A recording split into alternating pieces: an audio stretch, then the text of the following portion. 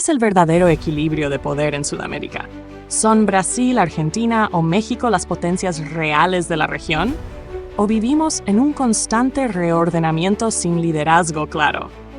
Este análisis explora la dinámica de poder en América del Sur desde una perspectiva realista, entendida no solo como una interpretación práctica de las relaciones internacionales, sino como una escuela teórica rigurosa que explica cómo se comportan los estados en un sistema internacional anárquico. Nuestro objetivo es claro: entender cómo funciona la sociedad de estados en Sudamérica a través del lente del realismo neoclásico. Queremos observar cómo interactúan los actores regionales, qué papel juegan los hegemones y cuáles son las reglas, escritas y no escritas, que definen el comportamiento de los estados. Todo esto dentro de un contexto donde la estabilidad, el liderazgo y la integración siguen siendo promesas pendientes. Sudamérica se caracteriza por un equilibrio frágil, con hegemonías intermitentes, nacionalismos persistentes y una historia de fragmentación.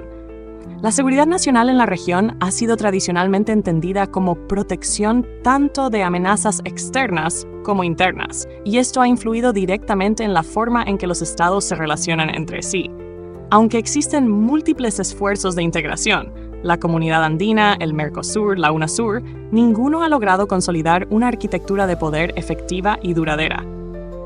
Desde el punto de vista teórico, el realismo clásico parte de una visión pesimista del ser humano. Los estados, al igual que las personas, buscan su propio interés, son egoístas y están atrapados en una lucha constante por la supervivencia. Las guerras, en este enfoque, no son accidentes, sino expresiones lógicas de un sistema sin autoridad central. La seguridad y la supervivencia del Estado son los valores supremos. Esta visión, que recoge ideas de pensadores como Morgenthau, Freud y Nietzsche, sugiere que la política internacional es una guerra permanente de voluntades, donde los más fuertes imponen sus intereses. Con el neorrealismo, Kenneth Waltz introduce una variación crucial. Ya no es la naturaleza humana lo que explica el conflicto, sino la estructura del sistema internacional. Todos los estados, sin importar su ideología, actúan bajo las mismas funciones básicas: proteger su soberanía, recaudar impuestos, establecer relaciones exteriores. La diferencia radica en la distribución del poder. En este modelo, el balance de poder es una realidad estructural, determinada por los actores más poderosos. Waltz distingue entre sistemas bipolares y multipolares, siendo el primero más estable a largo plazo. En América Latina, el ejemplo más claro de un sistema bipolar fue el periodo de la Guerra Fría, cuando los países de la región se vieron forzados a alinearse con Estados Unidos o la Unión Soviética. El realismo neoclásico surge como una síntesis de ambas corrientes. Conserva la idea de la anarquía estructural del sistema, pero incorpora elementos internos de cada estado: liderazgo, intereses nacionales, percepción del entorno. Reconoce que los estados no actúan solo por sus capacidades materiales, sino también por cómo interpretan esas capacidades y cómo las proyectan hacia el exterior. Este enfoque, aunque más complejo, permite explicar fenómenos contemporáneos como la fragmentación de bloques regionales, el papel cambiante de las potencias emergentes y la debilidad de los proyectos de integración. En el caso sudamericano, la historia y la identidad cultural compartida no han sido suficientes para articular una verdadera unidad regional. Los procesos de integración han sido, en el mejor de los casos, tentativas parciales. Las diferencias económicas, políticas e ideológicas han generado una región heterogénea, con múltiples polos de poder y sin una dirección común. Roberto Russell identifica causas concretas para esta falta de cohesión: la ausencia de objetivos estratégicos compartidos, los excesos de nacionalismo, el déficit de liderazgo, la falta de voluntad política, la intervención de factores externos y la debilidad de las instituciones regionales. Cuando analizamos las relaciones de poder en Sudamérica, debemos distinguir entre potencias regionales y países no potencia. Si bien el poder económico y militar siguen siendo indicadores clave, hoy se reconoce la importancia de una perspectiva multidimensional. Nolte propone medir el poder según la capacidad de respuesta de un Estado ante distintas situaciones. Esther Barbé lo define como la habilidad de influir eficazmente en otros actores. Así, el liderazgo internacional, la capacidad de formar alianzas y la influencia en foros multilaterales se convierten en indicadores de poder, tanto como los tanques o el PBI. Con estos criterios, Brasil aparece como el actor con mayor peso regional, aunque su rol ha sido debilitado por la crisis interna y la gestión de la pandemia. Argentina, México, Colombia, Chile y Perú se ubican como potencias secundarias, con distintas fortalezas y limitaciones. Sin embargo, la capacidad de estos países para balancear el poder en la región depende del consenso en torno a intereses comunes, algo que aún no se consolida. Según Waltz, toda estructura internacional se define por 3 elementos: la ausencia de una autoridad central, las unidades que la componen, y la distribución del poder. En Sudamérica, esa distribución sigue determinada por estados individuales. Ni las ONGs, ni los organismos regionales, ni los actores no estatales han logrado alterar sustancialmente esta lógica. El poder regional sigue siendo un juego entre estados, y particularmente entre aquellos que logran influir de forma sostenida en las reglas del juego. Siguiendo a Morgenthau, el poder no solo depende de factores materiales como la economía o el ejército. También importa la moral nacional, la calidad de la diplomacia, el prestigio y el liderazgo. En este sentido, el soft power, el poder de seducción e influencia, es tan importante como el hard power. Un país con estabilidad institucional, legitimidad internacional y liderazgo narrativo puede moldear las decisiones de los demás sin necesidad de coerción directa. Después de todo este análisis, es posible concluir que el realismo, en todas sus variantes, sigue siendo un marco útil para entender las relaciones de poder en Sudamérica. El equilibrio no es un punto de llegada, sino una dinámica constante, una lucha por la influencia que rara vez encuentra una forma estable. La región ha sido históricamente el escenario de disputas externas e internas, moldeadas por intereses, percepciones y capacidades. Durante la Guerra Fría, Latinoamérica fue una pieza clave en el ajedrez bipolar de Estados Unidos y la Unión Soviética. Hoy, aunque esa estructura ya no existe, las potencias emergentes siguen compitiendo por influencia. La guerra ideológica se ha transformado, pero no ha desaparecido. Y mientras los estados de la región no resuelvan sus propias fracturas internas, la integración profunda seguirá siendo una meta lejana. Sudamérica no tiene hoy una hegemonía consolidada.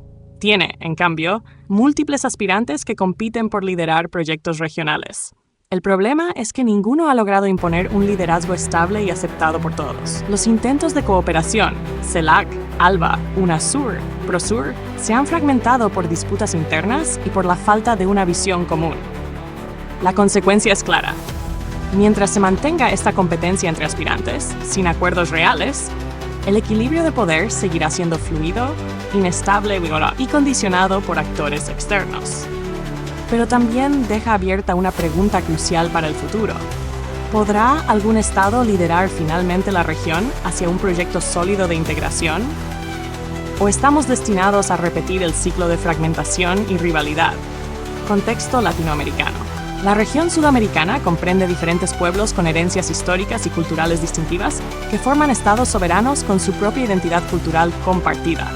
A pesar de algunas pronunciadas diferencias, por lo general se reconocen algunas similitudes entre los estados. La herencia precolombina de las grandes civilizaciones que habitaron el territorio, el sometimiento colonial y el intento de homogeneización cultural mediante la imposición del idioma y el modelo religioso del cristianismo para reemplazar las culturas originarias y mantener una cohesión dentro de los pueblos dominados. Debemos aclarar que América Latina no se integrará si comprendemos a la integración como un objetivo modelado en base a la integración vivida en la Unión Europea.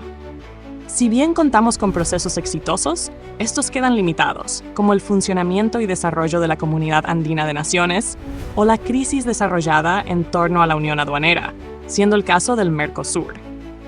El término integración se usa de modo frecuente para referirse a procesos de naturaleza diferente.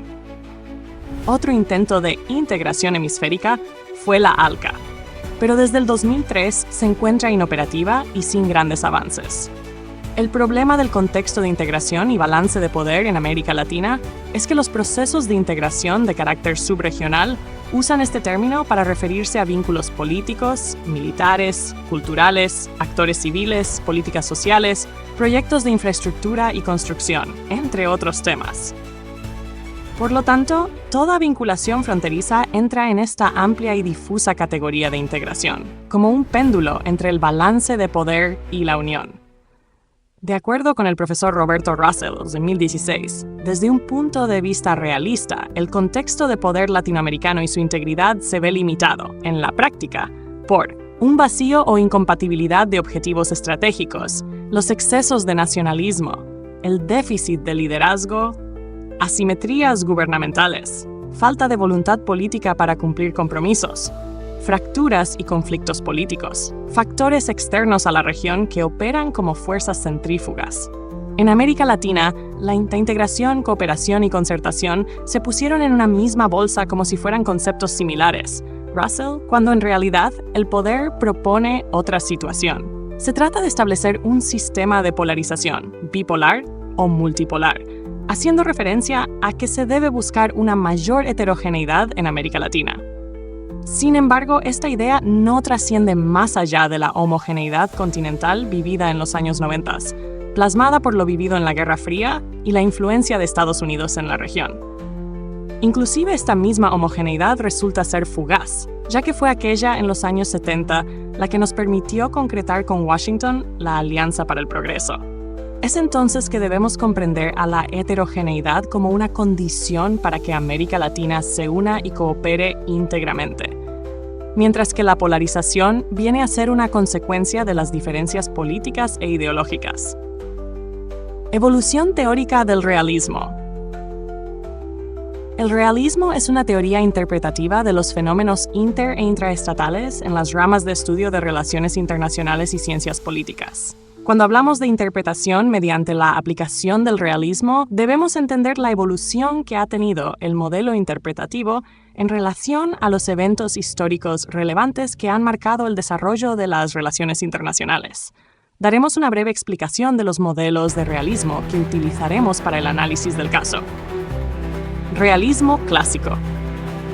Cuando hablamos de realismo, debemos empezar por el realismo clásico, que es la base estructural de lo que viene a ser la interpretación realista. El realismo clásico tiene algunas ideas que alimentan la expresión teórica académica de la interpretación de fenómenos sucedidos. Por ejemplo, el realismo clásico tiene una mirada pesimista de la naturaleza humana, una convicción de que las relaciones internacionales son necesariamente conflictivas y que los conflictos internacionales se resuelven mediante la guerra, en vez de utilizar otras herramientas de solución de conflictos como la diplomacia. El realismo clásico tiene muy en mente la importancia de conceptos como la seguridad nacional y la supervivencia del Estado.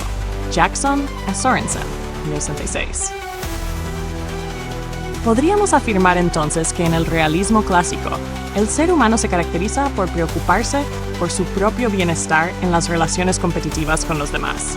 Jackson y Sorensen, 2005. Análisis que podemos llevar del individuo a las masas, lo cual nos brindaría una pintura obesiana de las relaciones entre los estados, quienes, como los individuos, buscan su propio bienestar en las relaciones que llevan a cabo. El realismo, entonces, es una manera de entender aquellas relaciones interestatales en las cuales el actuar parece ser una guerra de voluntades, donde las voluntades más fuertes se sobreponen. Pero para manifestar la fuerza de la voluntad, que es un concepto abstracto, especialmente cuando hablamos de estados, y su voluntad podría entenderse como una mezcla de política de Estado y la personalidad de quienes están en el poder. Se necesita de poderío militar, económico o político, mediante el cual se pueda imponer la decisión del Estado en cuestión. Este juego de voluntades, que puede parecer ligeramente cruel en su naturaleza, está directamente en línea con los análisis de voluntad y manifestación de Schopenhauer y la Will to Power de Nietzsche, aplicados al análisis del ser. Y este análisis aplicado a los estados que encapsulan un grupo cohesivo de seres. Seres que, de acuerdo con el entendimiento freudiano de la naturaleza humana, buscan sobrevivir y reproducirse. El realismo clásico, entonces, responde directamente a la evolución de una sociedad tribal que ha sido cohesionada en sociedades y atrapada dentro de un sistema internacional, en el que el orden no es realmente permanente y tiene que ser impuesto por el poder de los más fuertes, como sucedió en el caso de Tucídides. En todo caso, Por toda su habilidad de encapsular un punto de vista de la acción del ser humano en línea con su desarrollo evolutivo, el realismo clásico como teoría falla en comprender eventos más allá de la psicología humana y actores internacionales que aparecieron en el tablero después de que esta teoría fuera creada. Dentro del realismo clásico no hay espacio para agentes transnacionales no estatales, por lo cual el accionar de ONGs, empresas multinacionales, organismos de cooperación internacional, entre otros, no son observados de la manera más adecuada. Morgenthau. Interés propio. Interés propio. Supervivencia egoísta. Animus dominandi. Imponerse sobre el resto. Transmisión de información genética transgeneracional. Fuente, elaboración propia.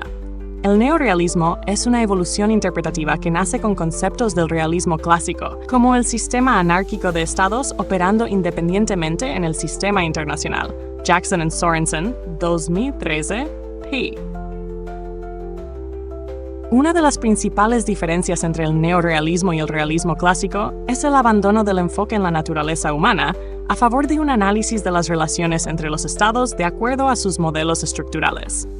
Esta separación surge de la intención positivista de Kenneth Waltz de hacer de este análisis algo más científico en naturaleza, estableciendo una ciencia exacta del comportamiento estatal, reduciendo las abstracciones encontradas en la interpretación de la naturaleza humana y en el estudio de la ética de los estados. Waltz nos dice entonces que un punto básico de las relaciones internacionales, la descentralización de la estructura anárquica entre los estados. Jackson and Sorensen, 2079. Ya que los estados, por más diferentes que sean sus modelos de gobierno, son similares en todas sus funciones básicas, a pesar de sus diferencias en culturas, o ideologías, o constituciones, o historias. Jackson and Sorensen, 2009.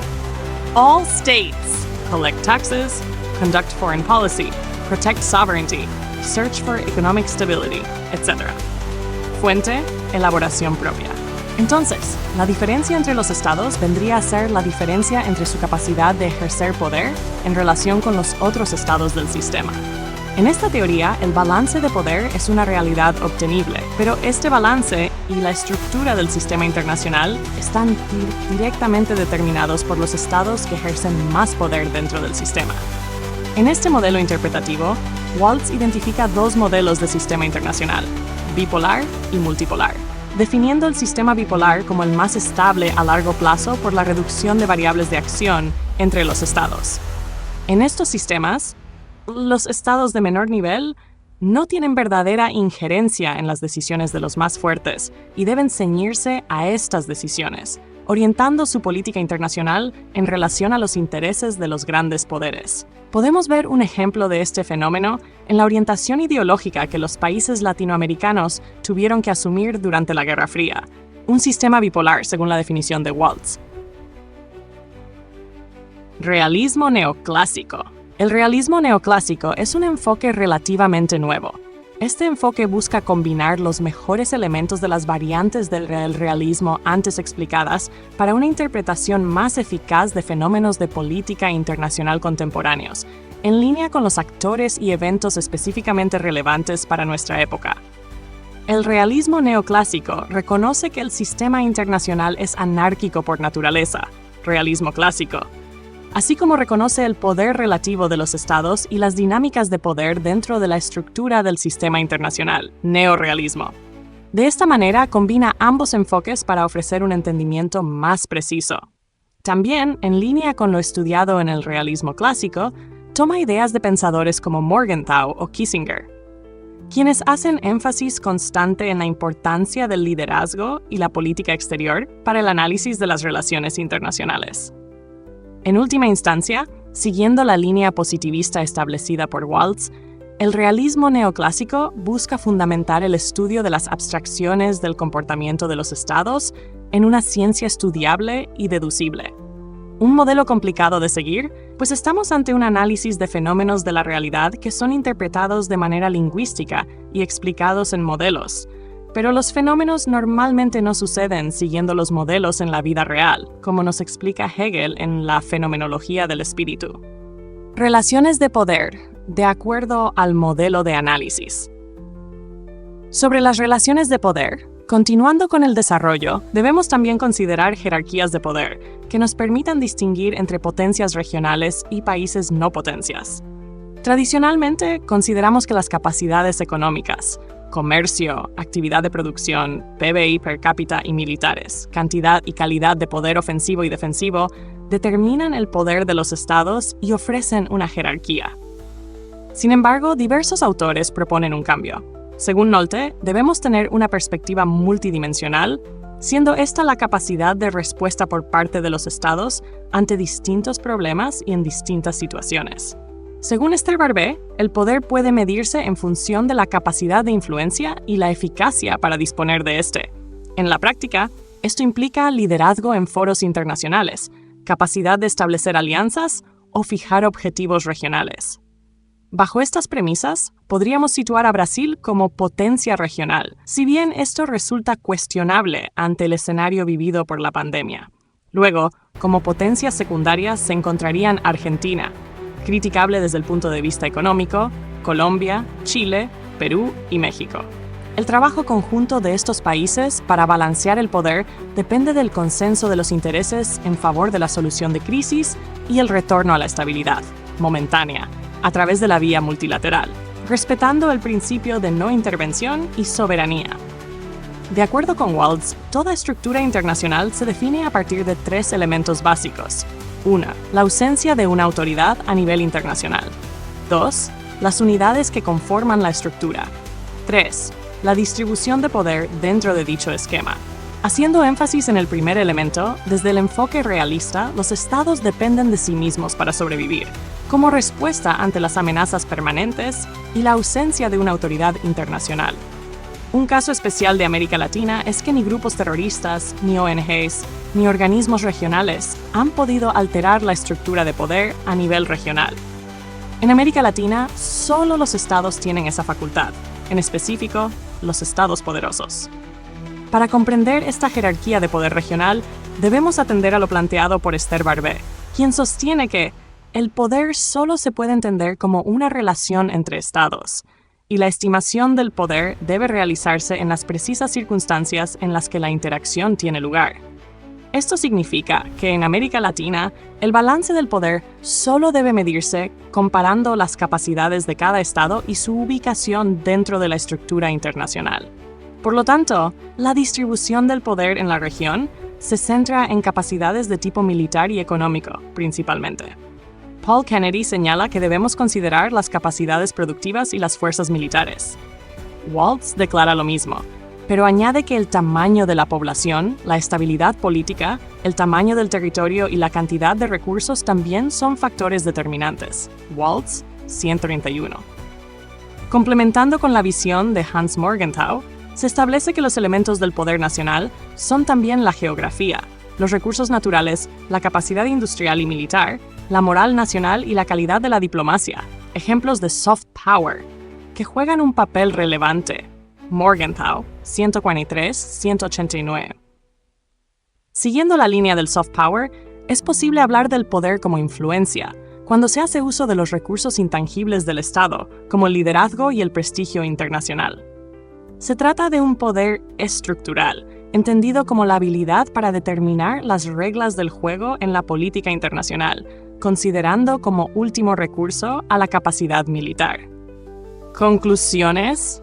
Habiendo analizado los diferentes casos históricos en base a la teoría explicada, podemos afirmar con seguridad que el realismo y sus variantes derivadas son un método interpretativo efectivo al momento de tratar de entender semánticamente los sucesos de política internacional en relación al balance de poder entre los estados, que parece formarse casi naturalmente por los niveles de fuerza que estos son capaces de ejercer.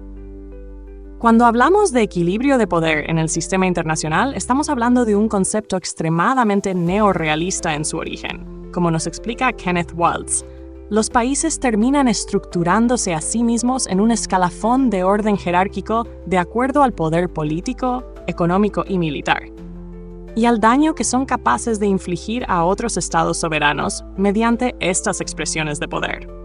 Latinoamérica, con su historia fragmentada y direccionada artificialmente por países con mayor nivel de poder, es un territorio perfecto para estudiar el equilibrio de poder entre las naciones al interior del continente y las reacciones de estas ante la influencia extranjera. Como mencionamos anteriormente, durante la Guerra Fría Latinoamérica fue uno de los territorios de las guerras proxy entre los USA y la USSR, un sistema bipolar, concepto neorrealista, que sin embargo mantuvo un balance relativamente pacífico en el aspecto internacional dentro de la región.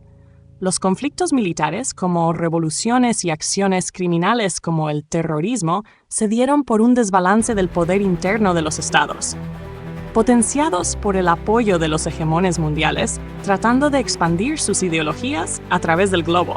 La erosión del poder estatal sobre el territorio y el incremento de la fuerza de los grupos subversivos puede ser visto como un reflejo de la guerra ideológica que se estaba llevando a cabo en esos momentos.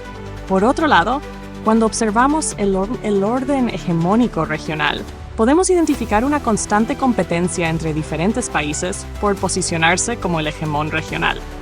Sin embargo, este posicionamiento no ha sido capaz de solidificarse por un periodo estable como para ser considerado hegemónico en sentido estricto. En lugar de ello, se evidencia una explosión de diferentes cabezas con estabilidad económica y poderío militar, que han logrado mantener la paz mediante soluciones diplomáticas en la región desde 1996. Esto convierte la lucha por el poder interregional en una lucha económica y política, guiada por tratados de libre comercio e intentos constantes de integración regional mediante la creación de bloques de cooperación. Lo que sí podemos observar como un intento de alterar el status quo es la búsqueda constante de la solidificación permanente de estos bloques de integración regional. El problema radica en que diferentes países compiten políticamente por ser la cabeza que direcciona estos grupos, por lo cual ninguno de ellos ha logrado ofrecer un resultado efectivo y sostenido a largo plazo hasta la fecha. ¿Deseas que convierta esta